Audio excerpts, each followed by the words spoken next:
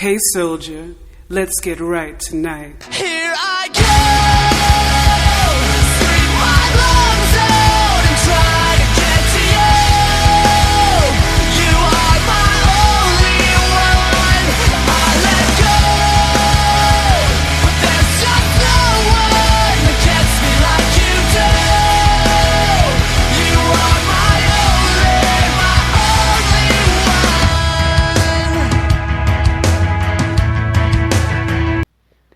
Yo, what is good? Welcome to the the-solgr-and-fusha-only-show. I am Soldier Only. Here with Fuchsia Only as well.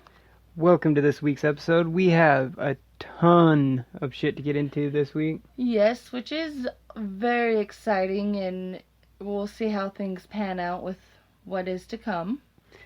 Yes, well, first of all, the PlayStation Experience event has been going on this weekend. It's went on yesterday and today.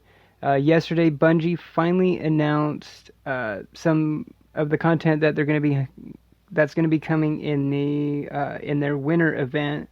It's going to be the Sparrow Racing League event. They're calling it the Dawning, and we're actually going to get.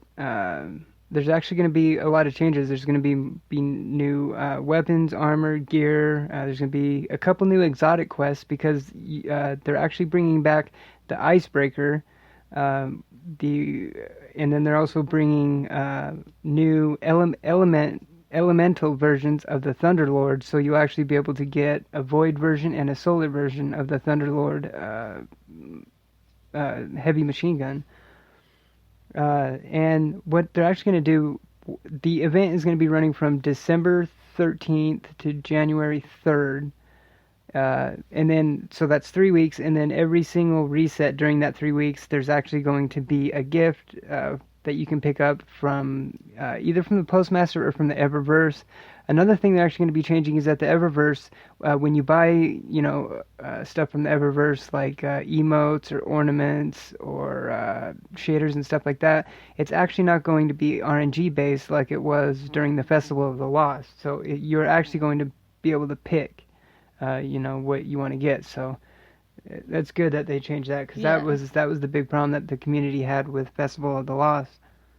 Yes, and it is actually kind of cool. If you haven't heard yet, there's a new trend going of restarting a character and going without dying. If you die, you have to restart again. Yes, yeah, Goth kind of put out a challenge of what you do. You start a new account, and so you start the game from the beginning, and you create a new character, start the game from the beginning, and you play through until you die. And if once you die, you actually delete the character and start over again. And the main goal is to see how far you get, and I guess the main goal is to who collects the most exotics. Yes, which was exciting. But when you create a new character, does it do the whole intro all over again, where the ghost finds you? Yeah. And then you get to the ship?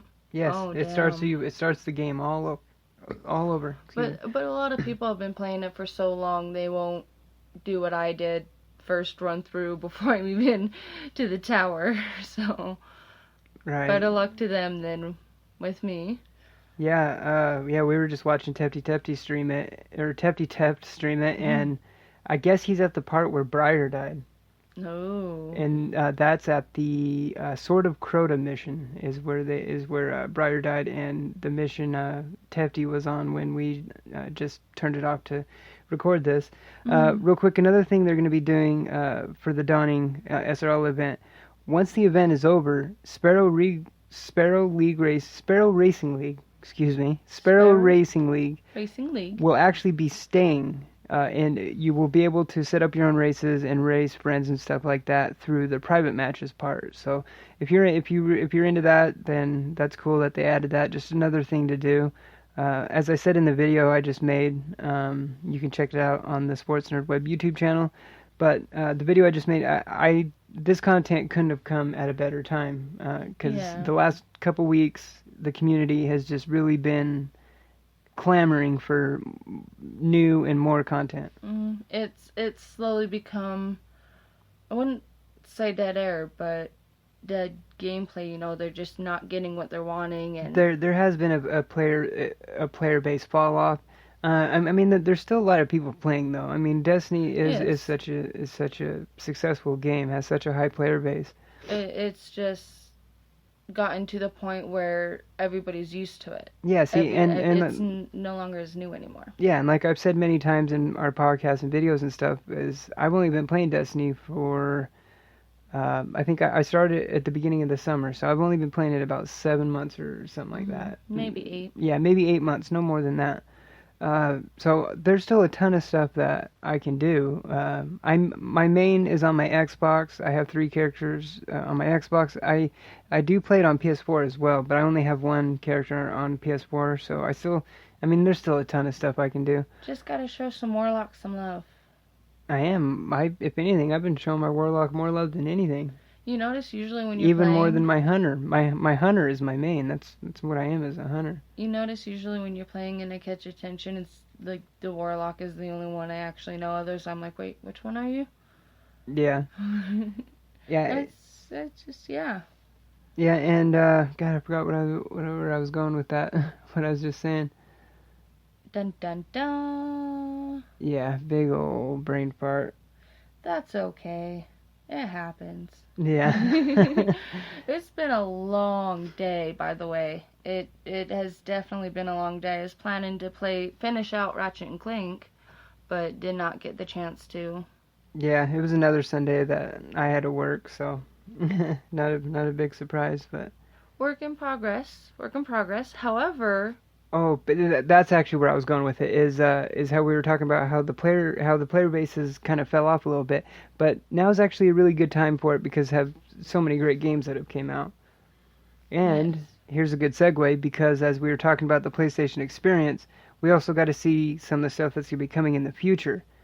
Finally, I haven't even watched it yet, so I haven't even seen it yet, but I did notice that The Last of Us 2 was finally revealed. Last of Us Part 2.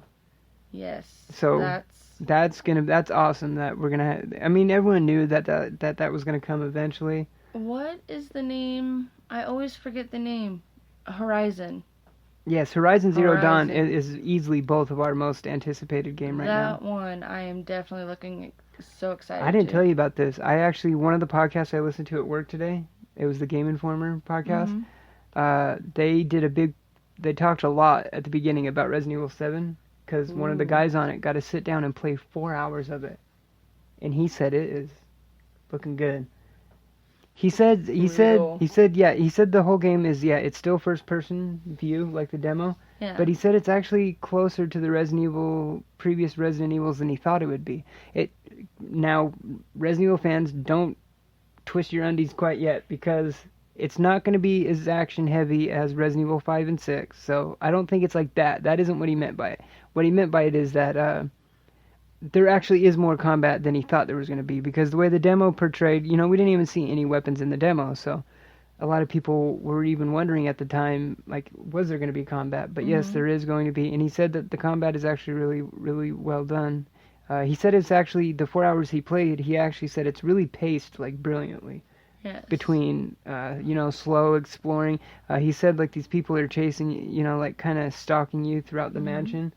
Whereas And you have to hide from them, and it just sounds amazing. yes, whereas you really love the horror, scary games.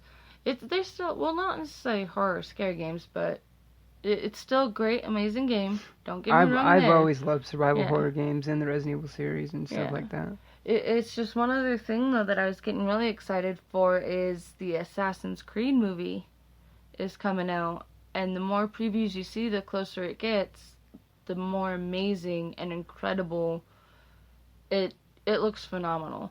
I just really hope once we see it, it's as good as it looks, and that they kept the key. That they kept it along with the video games. Yeah, Because like the key look how essence. far the Resident Evil movies kind of branched off the Yeah. video games. So yeah, And they've I'm been definitely very intrigued. successful. Yeah, I'm definitely intrigued. Especially, it's coming out pretty soon, so we will Here in a be couple having a weeks. review up of it. In a Yes. couple weeks. So. Yes. And what I'm really started thinking about though, seeing it is, once we actually see it, I think it's really going to kind of set the way for Uncharted and how they handle that, because that one's still in the works. Haven't heard too much more about it. It's actually been a while since we've heard anything new, but the last was Chris Pratt or Mark Wahlberg as Drake.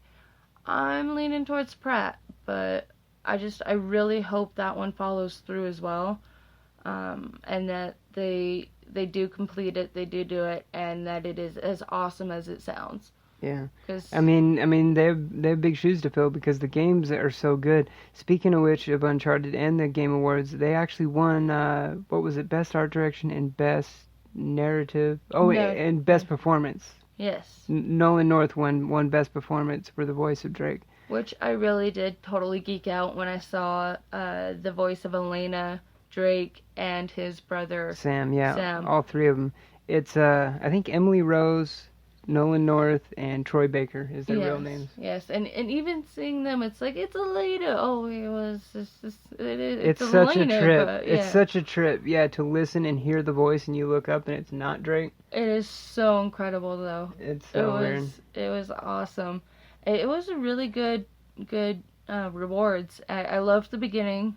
Yeah, the intro was so awesome. We got to mention this.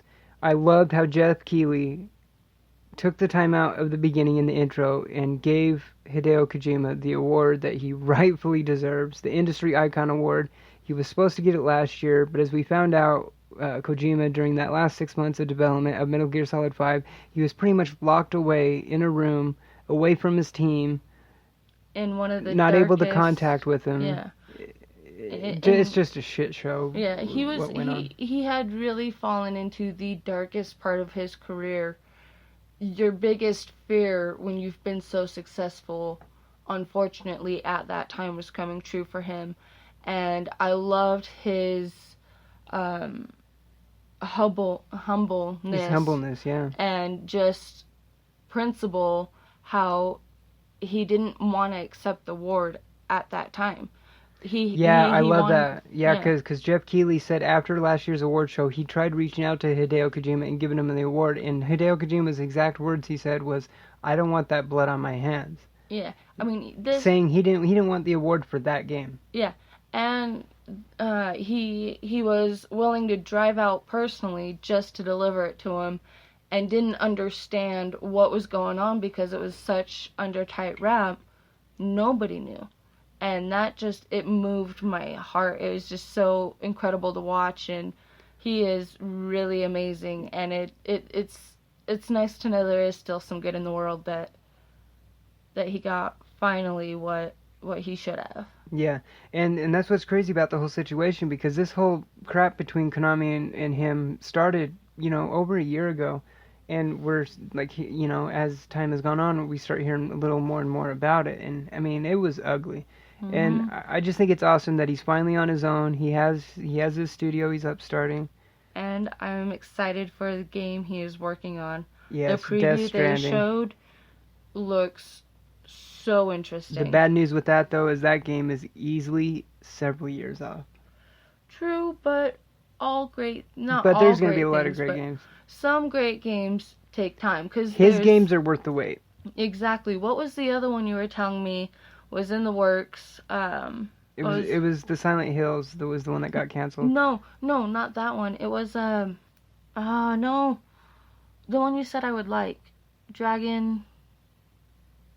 I don't know. No, well, that'll appear in next week's episode. Yeah, we'll remember that, because we're almost out of time, but I do real quick want to mention that Overwatch actually won Game of the Year. Me personally would have picked Uncharted 4, but Overwatch is phenomenal. Overwatch cleaned house. They took so many awards. Best multiplayer, they just killed it. Yes, they did, and it was well earned.